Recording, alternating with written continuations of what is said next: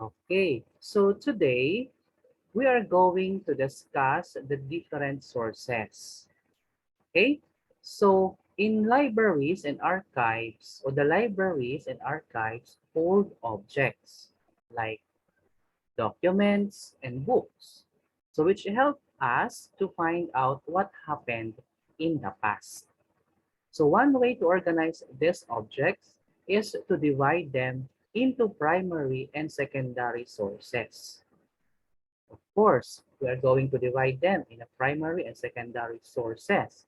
So what makes an object a primary source or a secondary source often depends on how you use it. So let us have this first first topic, the primary sources. Okay, so people use original first-hand accounts as building blocks to create stories from the past. So it means primary sources, it is the original. It is the first-hand account. Okay? So these accounts are called primary sources. Why? It's because they are the first evidence of something happening or being taught or said. For example, you are going to create your diary.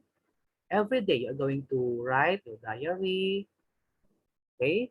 So that is the original. That is your original diary. Okay? And that is the first hand account. So it means that is the primary source, right? The first evidence of something you think. Okay? So another example, if you are going to create a short story, no? That is the original because you are the writer of that story. So that's the first evidence of what is being said or what is being taught, right? And another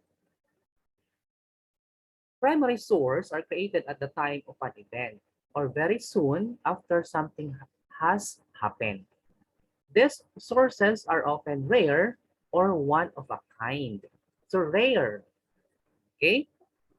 However, some primary sources can also exist in many copies. So exist in many copies. If you want to produce your short story in many copies, of course, pwede rin po yun. So if they were popular and widely available at the time that they were created.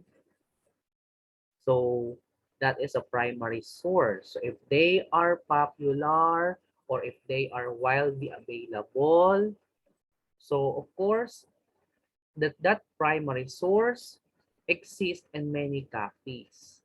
Okay? And another, there are different examples of a primary source. And all of the following can be a primary source. For example, diaries. So as I said a while ago, no, diaries, letters, photographs, art, maps, video and film, sound recording, interviews, newspapers, magazine, publish first-hand accounts or stories. So if you're going to write a short story and if this story will publish, of course, that is the first evidence. That's called a primary source. If you're going to write a letter to a president, addressed to the president of the Republic of the Philippines, and if you send that to the Malacanang Palace, no, and if the Malacanang Palace keep your letter and it will recover for the past years or it will yes it will use for the past years, of course that is for the uh, copies. So it will produce different copies of your letter. Okay, so these are the different examples of a primary source. So now let's proceed to the secondary source. Second hand or published accounts are called secondary source. So second hand.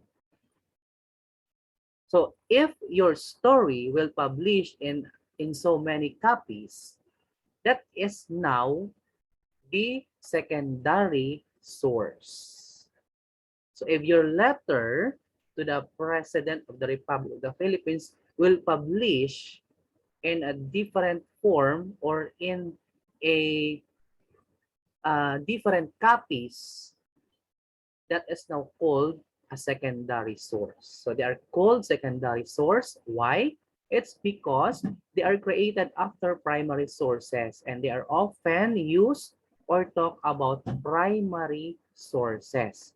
The secondary sources can give additional opinions and sometimes called bias on a past event or on a primary source.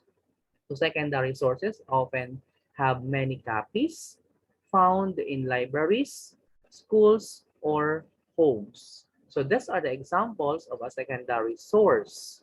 History books or history textbooks, art, biographies, published stories, music recordings, historical movies. So for example, you write your biography that I am, for example, I am Juan de la Cruz. I live in Palar Village, Pinagsama, Taguig City. I am a grade 5 pupil. So that is your biography. And if your biography will publish, that is now a secondary source that that can use by the next generation.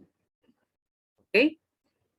So if you want to know more about secondary sources and primary sources, you can type in this link in your browser so that you can learn more about secondary and primary sources.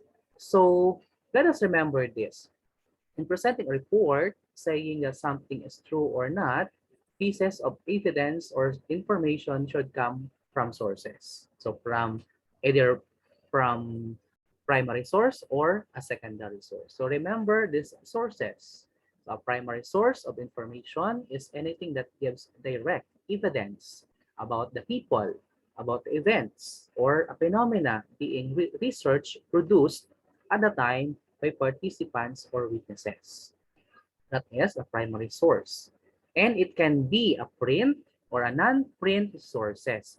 Examples are paintings, pictures, letters, recording, specimen, newspapers, and other form of a primary source.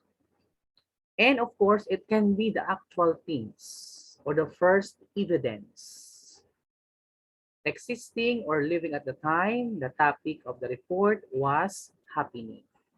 And much information can be gathered from secondary sources aside from primary sources because of paraphrasing that given or paraphrasing the given information. So of course, the secondary source can be print or non-print sources, but based on the primary sources. And of course, examples are encyclopedias, reports, and textbooks or other example of a secondary source and existing or living many years after it happened and can be used by a next generation.